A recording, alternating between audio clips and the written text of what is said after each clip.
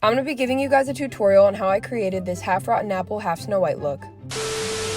What's up, you guys? Sydney Morgan here, and welcome back to my hospital bed. So if this video is a little bit late, I did in fact snap my collarbone in half. So if you could give this video a big fat like, comment a few times, share it to your friends to help me pay these hospital bills, that'd be iconic. Now let's get to the video.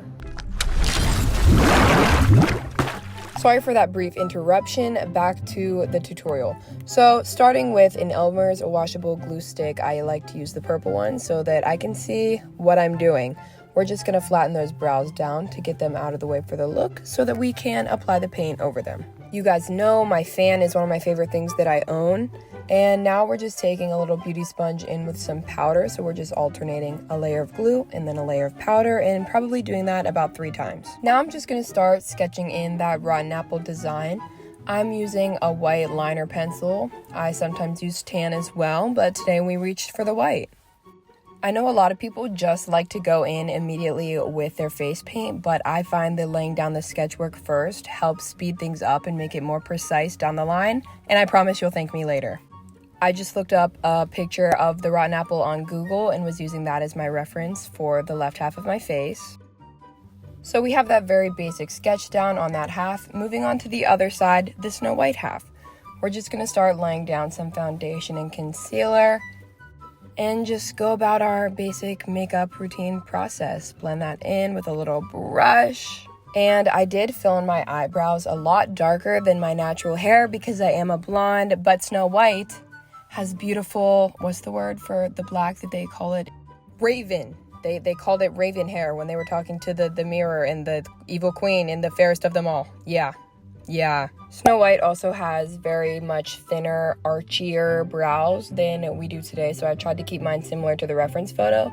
And now I'm also just going in and deepening that crease, keeping that nice and round as well, with a medium brown, and then toward the outer V, an even deeper brown.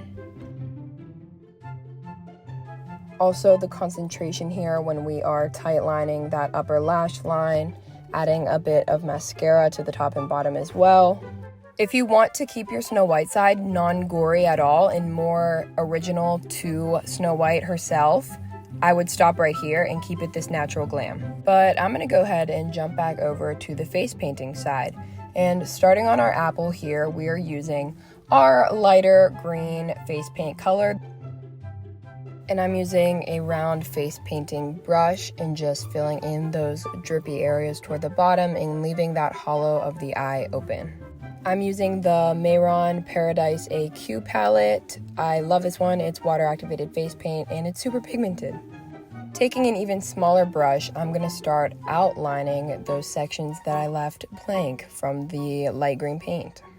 As you can see, we're really taking our time here. Yes, we are.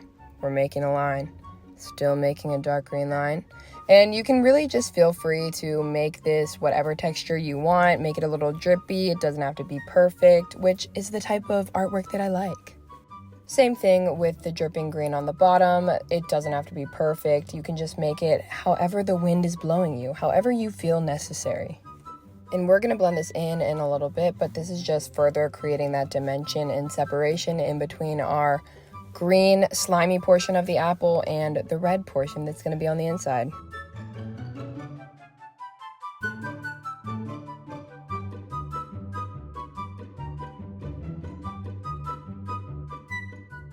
Now switching up the color scheme, it's giving Christmas. We're just going to go in with our red apple shade. I decided to use a really bright red. You can use a little duller one if you want that gory effect. Our eyebrow should be nice and flat now from the glue, so that should be easy to paint over top of. Being very careful to fill in that blank area left around our eye space.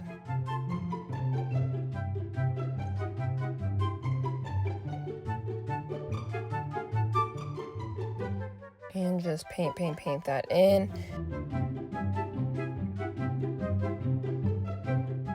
And hopping down to the bottom portion, we are just going to fill in the rest of our face around that green and lay down the base that we're going to shade on top of with some shadows later on in the video.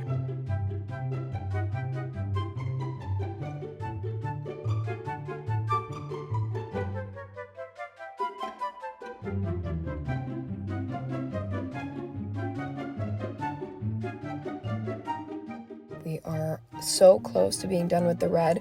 Also, I leave my lips unpainted for as long as possible in all of my looks so that I can continue eating and drinking, because these take a while. You guys know it takes hours. Gotta get that little red nose moment as well, which I forgot in the beginning to sketch out, but we're gonna bring it out now. I'm going in with some red shadow on top of that red face paint just to further secure the pigmentation. Going around that outer portion in between the dark green line and the red with some purple shadow, some dark red, some browns to make it look like our eye is hollowed out and sunk in deep beneath that green paint. The shading is the fun part. That's always been my favorite part of artwork. It's what really brings it to life, and I feel like it separates the good from the great artist, if you know what I'm saying. Now I'm just going around with some dark green eyeshadow and a small liner brush and adding some more detail to the light green section and making it look like it's dripping, melting off of that apple, and also shading around the outside of the face to give it that rounded feel and that rounded effect, like it was an actual apple. So I just make that dark green line with the liner brush and then take a fluffier brush to kind of diffuse that out to make it look more natural and flowy. And I just continue doing this wherever I think it could use it. So on the drips at the bottom, I emphasize those a bit more as well.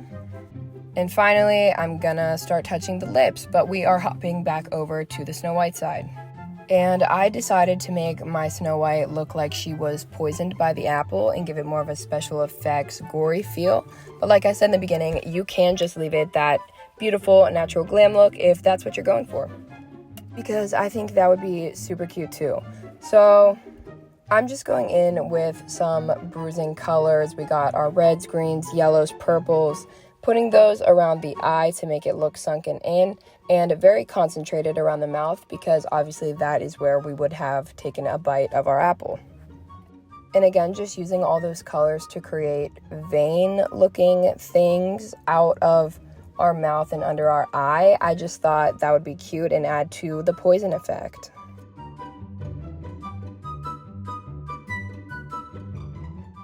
But this is the final look, you guys. I hope it was helpful and I hope you enjoyed, and thank you for watching. And until next time, bye guys.